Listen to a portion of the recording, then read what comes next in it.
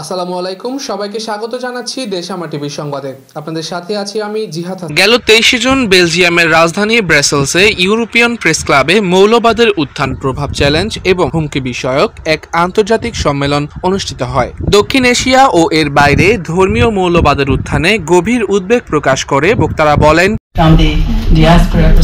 মৌলবাদীরা হচ্ছে জনসংখ্যার সেই অংশ যারা মৌলিক ধর্মীয় পথে যেতে চায় এবং তাদের ব্যাখ্যা করা নিয়মাবলী রাষ্ট্র পরিচালনায় কঠোরভাবে অনুসরণ করতে চায়। তারা আক্রমণাত্মকভাবে ধর্মীয় সংখ্যাগরিষ্ঠতার ভিত্তিতে নিজস্ব ধর্মীয় অনুশাসন বাধ্যতামূলক করার চেষ্টা করে। বক্তারা বলেন, যার যার অবস্থান থেকে অবশ্যই যে কোনো ধরনের চরমপন্থার বিরুদ্ধে জোরালো আওয়াজ তুলতে হবে, বিশেষ করে ধর্মীয় উগ্রতার বিরুদ্ধে। কারণ ধর্মীয় উগ্রতা খুব সংবেদনশীল এবং এর অপব্যবহার করে খুব দ্রুত উগ্র জঙ্গিবাদ ছড়িয়ে দিতে পারে। এ ধরনের মৌলবাদী উগ্রতা অতীতে এবং সাম্প্রতিক বছরগুলিতে বিশ্বজুড়ে গণহত্যা সহ বিভিন্ন ধরনের নৃশংসতার জন্ম দিয়েছে বলে বক্তারা তাদের মতামত প্রকাশ করেন।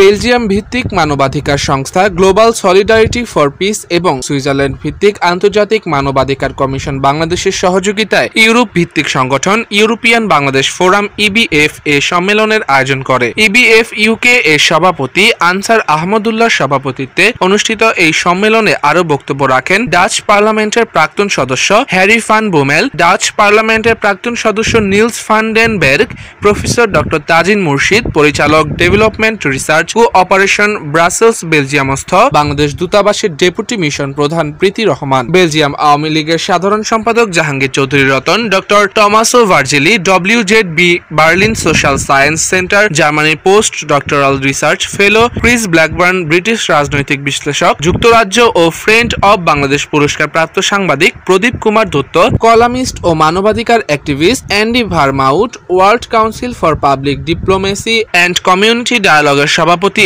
এবং EU climate pact ambassador Belgium M Murshed, chairman global solidarity for peace Khalilur Rahman Mamun, international HR commission Bangladesh, সুইজারল্যান্ডের সভাপতি এবং Bikash Chowdhury, president EBF Netherland.